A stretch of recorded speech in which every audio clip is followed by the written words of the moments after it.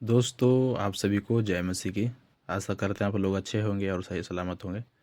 तो आइए आज कुछ वचनों को देखेंगे और समझेंगे। आप विषय देख लीजिए, सुनना और करना। तो हमें क्या सुनना है, क्या करना है, इसके विषय में हम आज देखेंगे। तो यहाँ पहले ही वचन में आप पढ़ लीजिएगा, याकूब अध्याय 1 वचन 19 से आगे पढ़ते हैं तो ये वचन हमें मिल जाता है। तो यहाँ 19 वचन में कहा गया है कि हे मेरे प्रिय भाइयों, यह बात तुम जान लो। कौन सी बात? हर एक मनुष्य सुनने के लिए तत्पर और बोलने में धीर और क्रोध में धीमा हो। तो यहाँ कहा गया है पहले वचन 19 में कि हर एक सुनने वाले तत्पर यानी तैयार रहनी चाहिए कि क्या बातें हो रही है, सुनने के लिए तत्पर होनी चाहिए। और बोलने में धीर यानी जहाँ हमें नहीं ज़्यादा बोलना है वहाँ हमें धीर यानी कम बोलना है। ऐसा नहीं कि हमें कम बोलना है, हमें बोलना है, जहाँ बोलने की ज़रूरत है वहाँ बोलना है, लेकिन जहाँ हमें नहीं बोलना है वहाँ कम बोलना है। और क्रोध में धीमा यानी क्रोध में हम धीमा हो, क्रोध हमें ज़्यादा नहीं करना है। वचन 20 में, क्योंकि मनुष्य का क्रोध परमेश्वर के धर्म का निर्वाह नहीं कर सकता।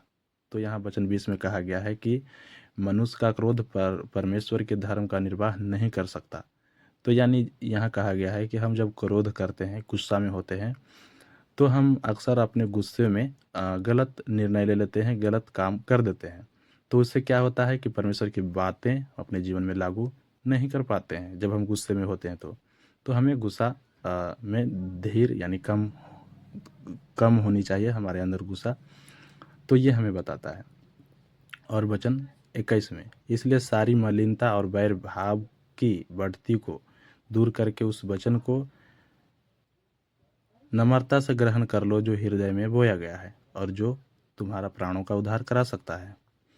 तो ये बातें 21 में कहा गया है कि इसलिए सारी मलिनता और बैर भाव को बढ़ती को दूर करके यानी वो सभी बातों को दूर करके जो हमारे अंदर अब वो बातें हैं जो परमेश्वर की बातों को निर्वाह नहीं कर रहा है, हम उन सभी बातों को दूर करना है। बैर भाव इस सब को बढ़ती को एक एक व्यक्ति को प्रति हमारे अंदर ऐसी बातें, हाँ ऐसी सोच नहीं होनी चाहिए जो गलत है। तो उस सबको दूर करके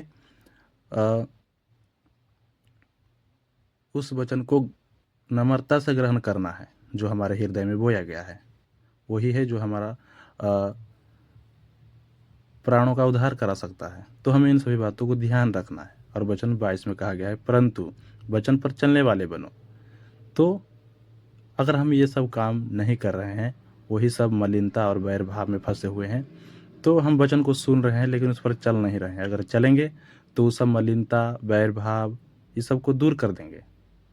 तो यही कहा गया है वचन 22 में, परंतु वचन पर चलने वाले बनो। और केवल सुनने वाले ही नहीं जो अपने आप को धोखा देते हैं। तो अगर हम वही सब बातों को लेकर चल रहे हैं, गुस्से, बैर, एक दूसरे के प्रति ये सब मलिनता, अगर ये सब लेकर चल रहे हैं तो हम वचन को सुन रहे हैं लेकिन उस पर चल नहीं रहे हैं। तो ये हम क्या कर रहे हैं? अपने आप को धोखा दे रहे हैं। तो ऐसा हमें नहीं करना है। और वचन 23 में कहा गया है, क्योंकि जो कोई वचन का सुनने वाला हो और उस पर चलने वाला ना हो तो वह उस मनुष्य के समान है जो अपना स्वाभाविक मुंह दर्पण में देखता है। तो यहाँ एक व्यक्ति का जिक्र किया गया है और दर्पण यानी आईना का बताया गया है, जिक्र किया गया है। हम आईना कब देखते हैं? जब हमारे शक्ल गंदी हो या हमें लगता है कि हमें देखनी चाहिए, और देख के हम क्या करते हैं? अच्छे से संवारते हैं और अच्छे से देखते हैं कि क्या हमारे चेहरे पर कुछ है कि नहीं है। तो अगर रहता है तो उसे हम साफ करते हैं। उसी तरह वचन को हम सुनते हैं तो उन सब कामों को हमारे जीवन से दूर करनी चाहिए। बैर भाव, मलिनता यानी अशुद्ध काम, ये सब दूर करना है। तो क्या होता है? उससे हम वचन पर चलने वाले बनते हैं, यानी अपने जीवन में देखते हैं कि हमारे जीवन में क्या है, यही सब बातें तो नहीं हैं। तो वचन को हम जब सुनते हैं और पढ़ते हैं तो हमें ये सब दूर करनी चाहिए। और हम क्या कर रहे हैं कि अगर हम सुन रहे हैं, वचन पढ़ रहे हैं, वो सब कामों को अपने जीवन से दूर नहीं कर रहे हैं, तो फिर हम क्या कर रहे हैं? अपने आप को धोखा दे रहे हैं। तो हमें ऐसा नहीं करना है। हम वचन को सुनने वाला होने चाहिए और उस पर चलने वाला भी होना चाहिए। ऐसा नहीं कि हमें केवल सुनने वाले ही जो सुनकर भूल जाते हैं।